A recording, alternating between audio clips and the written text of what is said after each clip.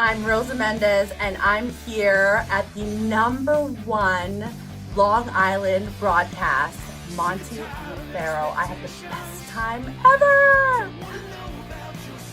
Hey, listen, Daddy, you're listening to the #1 broadcast, Monty and Pharaoh, Daddy, in Long Island. The best pro wrestling broadcast of all time, I think.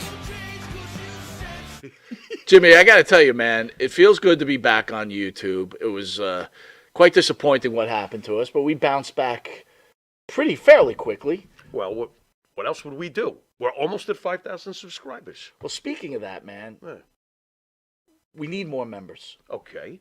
What do you think we need to do to get the people of those 5,000 subscribers to come on and join the team as a Monty and a Pharaoh member? Nudity is out of the question. Any other ideas? I don't know, man. I don't know. But what I do have a few ideas. Well, just like Prel, they should tell 2 friends, and they could tell 2 friends, and so on and so on. Hit the like, hit the subscribe. Check out all our content. But that's, you know what? That's why you're the star of the show, because guess what? Members get special content. Even we spoke about it. Pharaoh came to me one day and he goes, man, what's the deal? I can't even watch some of these videos because I'm not a member. And I said, there you go, Pharaoh. You got to be a member because this is what the members get.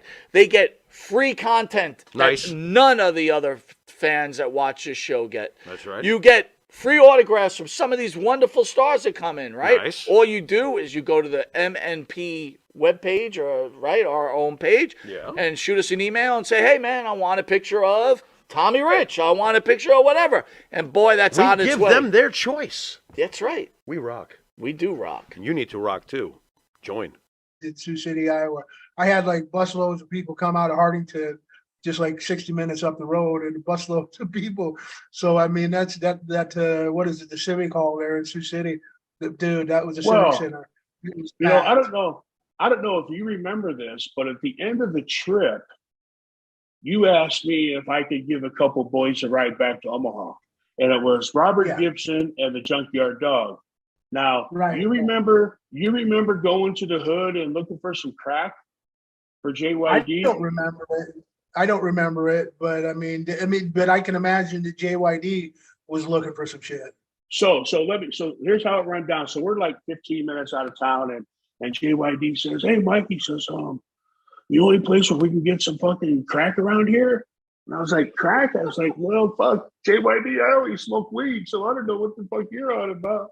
They said, but I'm sure we could find some in the hood. He said, let's go to the hood, man. He says, let me meet my fellow brothers in crime. And so we drive to the fucking hood, man. I flagged this fucking guy down. He comes over. He said, hey, man, can we get 200? Because JYD wanted $200 worth of crack. He says, can we get $200 worth of crack? The guy says, man, he says, what do you think? You guys a bunch of cops, man? You think I'm holding $200 worth of crack on me? I'm standing on the fucking street corner? Are you nuts? And we said, listen, man, we got the money. JYD said, here's the money. He says, he looks in the car. He says, where do I know you from? To JYD. JYD said, I don't know. You tell me. He says, you're the one that brought it up. He's like, man, I've seen you somewhere before. I know I have, man. And JYD says, well, he says, you ever watch professional wrestling? He says, yeah, as a matter of fact, he says, oh my God, you're JYD. JYD said, here, man, asking me to buy some fucking crack. And he says, I'll tell you what, man. He says, let me just run to my dealer real quick. You guys drive around the fucking block and come back in 5 minutes, man, and I'll have it for you. So that's what we did, man. We drove around the fucking block and got the fucking $200 worth of crack. And we fucking went back to the fucking hotel, and JYD and fucking Robert Gibson fucking did $200 of fucking crack. I fucking said goodnight to Paul. I fucking went home and slept in my bed, and all I could think about was, you know what, man. I'll tell you what. Those two guys, both JYD and Robert Gibson, just a good time. You know, good guys to hang out with, regardless of what their habits were. They were just great to be around, man. You know what I mean? They were great workers, right? I mean, great workers. Yeah. I mean, JYD was he like the first African American to hold the belt in WCW, right? No, that was Ron Simmons, dude. Oh, was it Ron Simmons? Okay. Ron Simmons, man. I love that. Yeah. Damn. Damn. Yeah, Ron was a great guy, man.